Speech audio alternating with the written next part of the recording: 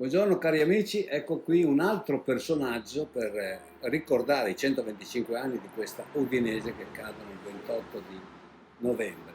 Ed è un personaggio che, insomma, diciamo che stiamo facendo quasi uno scoop, insomma, perché non ne appare mai, però ha inciso moltissimo in quello che è l'attuale anche Udinese del presidente Pozzo. Ed è Franco Dalcin, che io ringrazio veramente di aver accettato È questo stato un invito. piacere e un onore, soprattutto per l'amicizia che ci lega.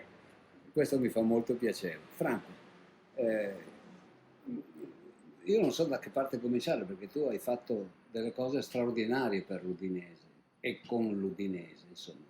È facile ricordare l'arrivo di Zico, ma tu avevi già prima con altri presidenti fatto tante cose. Ecco, lui è un general manager, diciamo che ha avuto nell'Udinese 3 presidenti, credo tu sia l'unico, è storico, cioè da Perché, Sanson perché dopo Pozzo non c'è più, non c'è non c'è ancora, più il non c'è secondo. ancora, ecco esatto, quindi Sanson, Mazza E e Pozzo. Pozzo. Ve lo spieghiamo perché. Allora, Sanson quando è successo?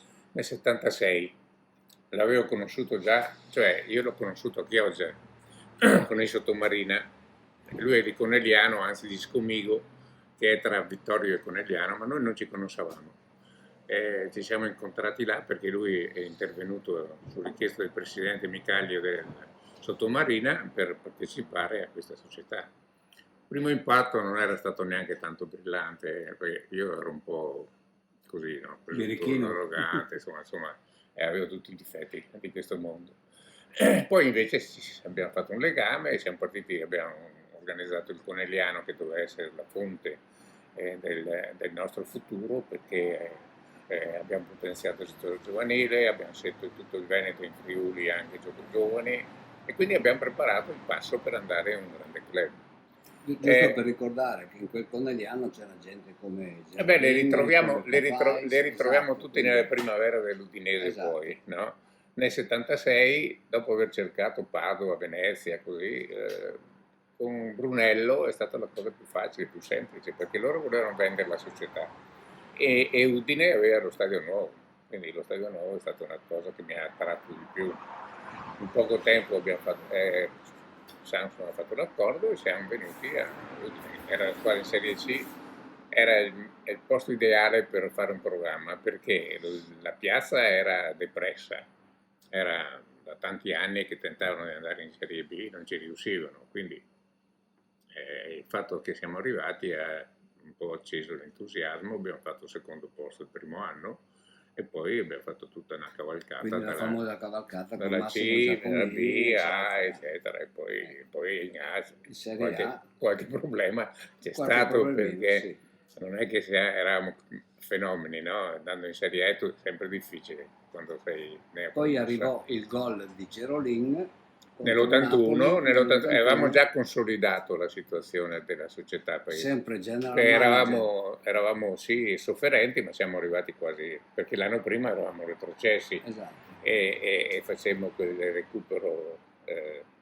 splendido di andare da Lazio in Serie B a Roma Ecco, con la che cosa è cassa. successo? Cioè, Ah, è una c'è cosa stato complicata. a un certo punto problemi di calcio scommesse, qualcosa, di bilanci, eccetera. La No, di calcio Lazio, scommesse. l'Udinese era andata in Serie B. Dalcin, chissà come, non so se era quel periodo, aveva frequentato la scuola di Copperfield, fece la magia e la riportò Devo dire la verità, in Serie A. avevo seminato molto con quei rapporti, ad esempio Allodi, no? Il Conte Rognoni, no?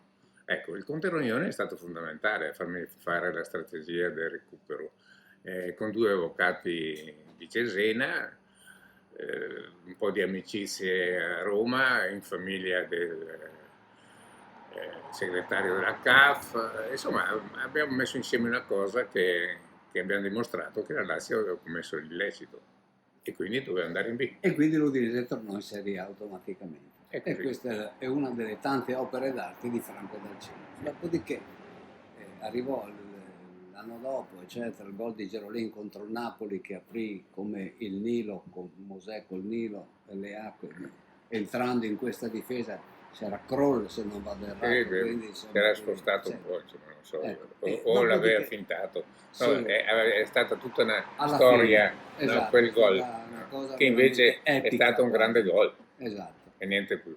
Dopodiché Sanson se ne va. Sì, stanco. E lì Franco Nel momento Darcigni, più bello, esatto, perché avevamo una primavera vincente, infatti campionato primavera, sì, pochi mesi dopo abbiamo vinto il campionato italiano, e era il momento di raccogliere. Sanson invece, per motivi suoi, decise di andarsene, e riuscimmo a convincere Mazza con la Zanussi a acquistare l'Udinese, e abbiamo fatto i 2 più belli anni della mia storia professionale. Beh, io credo che quel periodo di Mazza, che se ne dica, eccetera, Darcigni compì la sua opera d'arte, che poi ne ha un'altra, ma andiamo con calma. L'opera d'arte è stata quella di far conoscere il Friuli al mondo attraverso l'acquisto molto laborioso, molto contestato, intervenne persino la politica in questa operazione, di... Prima la politica a farlo arrivare, esatto, poi per farlo morire. E parliamo di Zico. E di Zico. Allora, cosa hai combinato? No, non ho combinato niente. Allora, come dicevi tu, in quel periodo siamo riusciti a far conoscere Udine nel mondo. Perché? Perché quel giorno che incontrai il presidente del Flamengo, che rappresentava l'Udinese, e lui mi disse: Udinese, dov'è? E dice: Udine. Ma Udine dov'è? Normalmente allora per indicare Udine si diceva vicino a Venezia, no? Vicino a Venezia. Ecco, io credo che dall'operazione Zico ormai tanta gente nel mondo sa dove sta Udine. È vero. E questo è il mio merito principale nei confronti del friulano e della città, che forse non mi è mai neanche stata riconosciuta. Devo essere sincero. Personalmente riconosciuta dalle entità pubbliche, insomma, no? Perché vedo che ogni tanto danno dei premi a gente così, no? Io credo che di meritarmi una cosa di importante, perché ho fatto una cosa importante per Udine. Tornando a Zico, grazie a Giulio Dori Lamberto, che è stato l'anima e il fautore di questa operazione, perché era lui che voleva a tutti i costi portare Zico. Era da 2 o 3 anni che mi parlava: ma portiamo Zico, come facciamo a portare Zico? No? Appena fatto era una cosa impossibile, no? Era una cosa impossibile nella mia testa, però piano piano siamo stati in Brasile frequentavo molto il Brasile, avevamo preso Orlando prima e Digno dopo, insomma tutti gli anni prendevamo qualcosa. E quindi frequentavo il Brasile, e a un certo momento Lamberto dice, Lamberto Giulio Dori, dice: guarda che si può prendere Zico perché è in scadenza di contratto al 30 giugno e ha difficoltà col presidente nel trovare l'accordo. Vabbè, proviamo. Chiesi l'autorizzazione a Lamberto Massa, che mi diede con grande entusiasmo, e cominciai a lavorare. Incontrai prima il procuratore di Zico, concordammo lo stipendio. In quell'occasione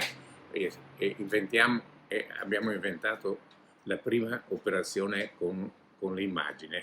Oggi tutti i calciatori al mondo fanno la professionalità e l'immagine. Ecco, quella volta, per la prima volta, abbiamo inventato l'immagine di Zico, che è servita a comprarlo, perché grazie alla Gruppins, una grossa società di una sterlina di capitale, no? Sostituì l'Udinese nel pagamento, perché l'Udinese non poteva pagare, doveva chiedere permesso all'ufficio cambi, e quindi sostituì.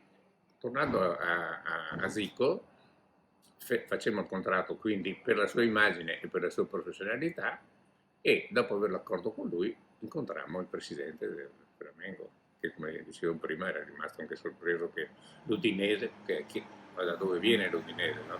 L'Udinese che prende Zico, che chiede Zico, era scioccante, per lui era scioccante, no? Però la forza era che noi avevamo l'accordo con Zico, e l'accordo con Zico non era solo economico, era anche quasi affettivo con Lamberto Giulio Dori, perché Lamberto frequentava la famiglia, i figli, ha fatto tutto il lavoro preparatorio a far sì che accettassero di venire a Udine, no? Le aveva detto che c'era una villa con la piscina, insomma, riscaldata, insomma, ha raccontato un sacco di cose un po' esagerate. E con questa forza di avere l'accordo di Zico e la fortuna che in quel periodo nessuna squadra aveva pensato veramente, una grande squadra aveva pensato a lui, no? Quindi eravamo soli. E c'era però il problema Cereso anche con la Roma. No, là sei già arrivato al momento del CONI che doveva dare parere. Sì. Insomma, abbiamo fatto l'operazione, l'abbiamo annunciato, è esploso un casino totale, tutti contro, no? La federazione, no? Questa grouping, no? Era il fatto della grouping che era innovativa e nessuno riteneva che fosse regolare. Invece poi è stato dimostrato sia in tribunale sia in federazione, prima e in tribunale dopo, quando Zico fu condannato ma poi assolto, che non era successo niente di grave. No? E quindi... Però arrivavamo al sodo. Zico a un certo punto, lo ricordo perché io ero seduto in quella serata, tardo pomeriggio, in tribunale, Zico nel banco degli imputati. Venne condannato e partì e rientrò al Brasile. Allora io sto scrivendo un libro, no? Proprio su queste storie, e il titolo è Zico, delitto perfetto. Esatto. Perché dopo un anno di grande entusiasmo scatenato dall'arrivo suo, si scatenò una grande guerra contro il progetto, no? Perché il progetto era discutibile, da dove vengono i soldi, eccetera, eccetera. Questa ricerca dei fondi e così ha portato al disastro. La Guardia di Finanza ha fatto interventi a tutti i livelli e senza trovare niente, perché poi alla fine, come dicevo prima, quando Zico ha fatto il ricorso è stato assolto per non aver commesso il fatto, ma nel frattempo è morto Zico, l'operazione Zico è morta. È morta. Naturalmente per colpa dei politici. Beh, è un argomento che affronterò proprio nel libro. Quindi, e lo teniamo per il futuro. Parliamo sempre di Udinese. Dunque, dopo Zico, praticamente dal CIN fa un'altra operazione. Diciamo. Cioè, una volta che Mazza a un certo punto decide di lasciare, no? Dopo aver rinnovato tante volte, è stato, ricordiamo, il primo a mettere il Cosmo, il display sullo stadio, insomma, eccetera. Abbiamo sponsorizzato Real Madrid, tanto per dire, Real tutte Madrid, robe piccole. Sì, insomma. Gli spetta a Franco Dolcini, gli spetta di dare continuità all'Udinese, perché lui era legato, insomma, in certo modo. No, sono rimasto in ottimi rapporti, nonostante io se me ne sia andato, perché avevo un contratto a giorno, quindi in qualsiasi momento potevo andarmene. Non ero più contento, avevo dei problemi, tutto questo caos attorno a Zico, ho detto, boh, perché mi convocò Pellegrini, l'Inter, no? Avevo già rifiutato diverse volte di andarmene da Udine, ma insomma in quell'occasione commisi un grande errore, quello di andare all'Inter. E subito dopo Mazza era stanco anche lui, ma no, non era stanco lui, aveva l'occasione di andare a Firenze, di comprare la Fiorentina. Con i rapporti buoni che avevo continuato ad avere, mi chiama, dice: dottore, guardi, io voglio vendere l'Udinese, no? Mi trova l'acquirente. La storia è lunga da spiegare, quella che io, come avevo conosciuto Pozzo, no? Comunque Pozzo mi aveva manifestato negli incontri che avevo avuto che era disponibile a entrare in un club purché fosse l'Udinese. E allora abbiamo messo insieme una società a Milano con il mio commercialista, la compagnia finanziaria lombarda, che fece il contratto con Mazza. No, lo firmai io il contratto di acquisto, quindi avevo il 90%, ero l'amministratore delegato, poi dopo successivamente in modo regolare, in modo cordiale abbiamo fatto il passaggio alla famiglia Pozzo e così lui diventò il presidente dell'Udinese, che da 25 e più tiene la squadra in Serie A. Se devo fare una esame così di quello del mio comportamento e dei miei rapporti con il Friuli, con l'Udinese, direi che l'operazione Zico ha fatto sognare i friulani, l'operazione Pozzo ha dato certezza ai friulani, questa continuità di grande livello, perché un piccolo centro è ancora in Serie A e lo sarà per sempre, quello che considero, fino a quando Giampaolo sarà in vita, e le auguro lunga, no? I friulani hanno la certezza di avere la squadra in Serie A. Sognare, li ha già fatti sognare perché è andato in Champions, l'Udinese di Pozzo, quindi ha fatto delle cose grandi. Adesso è diventato più difficile perché il mondo è complicato, sono arrivati i russi, gli arabi, gli americani, insomma, no? C'è da dire una cosa di Dalcin che forse non tutti sanno, o meglio potrebbero anche introdurre. Dalcin è un general manager, un direttore sportivo, come volete chiamarlo, che è sempre stato più avanti degli altri, ma di molto anche. Beh, Galliani me lo diceva, Franco, tu sei 10 anni avanti a tutto il mondo calcistico. Che può essere anche uno svantaggio. E infatti lui mi ha detto, guarda che non sempre è un vantaggio. Infatti non sempre è un Tra vantaggio. l'altro vorrei ricordare che i famosi diritti televisivi per i quali si discute moltissimo in questo momento, da Zone, Sky, Netflix, questo e quell'altro, li inventò letteralmente non Franco Dalcin. Sì, nell'operazione dell'88 a Belgrado acquisimmo i diritti di Stella Grossa Milan e Partizan Roma e da là partì cioè l'apertura a questo prodotto che al momento era impossibile perché c'era un monopolio in televisione, Eurovisione e televisioni nazionali che impedivano alle televisioni private di riuscire ad avere questi diritti. In quell'occasione abbiamo rotto il... E mi ricordo che tu vendesti i primi diritti a Mediaset.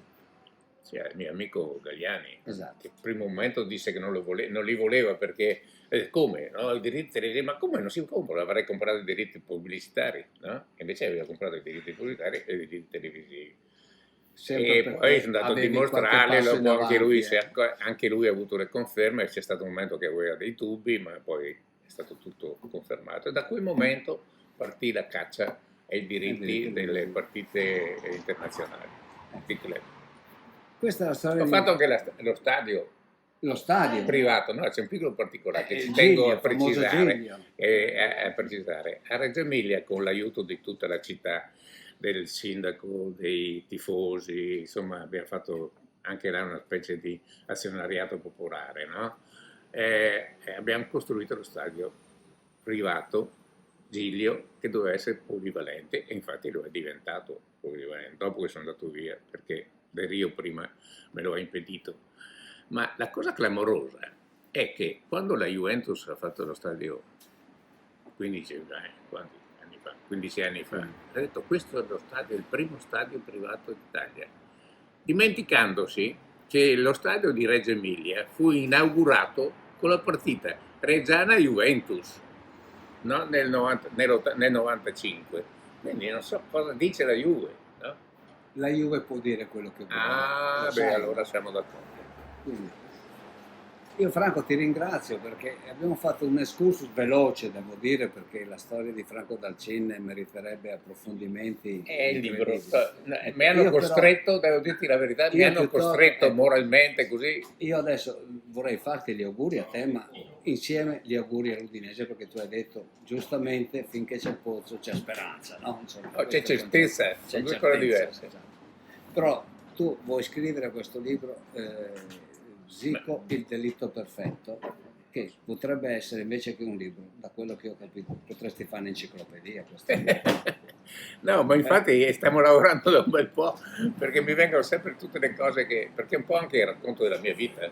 Esatto, sì. No, quindi però diciamo che il fulcro che non avrei... è stata l'Udinese. Guarda, l'hai fatta conoscere a tutto il mondo, hai portato Zico, hai portato Pozzo, hai portato dei giocatori importanti, eccetera, insomma, è un po' figlia tua questa Udinese anche, insomma. Poi insomma abbiamo preso Senza che era senza, piccolina, senza e nulla adesso togliere grazie a all'aiuto Pozzo, prima insomma. di Samson, poi di Mazza e ora di Pozzo è diventata una cosa seria. L'Udinese è una cosa seria, quindi non posso non dire che mi sento legato affettivamente e moralmente a questa città e a questa squadra, e quindi a Pozzo oggi. Quindi tanti auguri ai 126 anni dell'Udinese, tanti 25. auguri, 25 scusa. Tu sei sempre avanti, No, no? no, stavolta ho sbagliato, no? E soprattutto a Pozzo, che continui a portarla avanti tranquillo e con gli obiettivi e la professionalità che ha dimostrato finora. E noi ti ringraziamo tantissimo, Franco, di questa opportunità che ci hai dato di rinverdire, diciamo, dei fasti Non che potevo non l'Udinese venire, sta. l'ha chiamato Petizioli. Beh, troppo buono, grazie e in bocca al lupo per tutto Grazie a voi. e grazie ancora.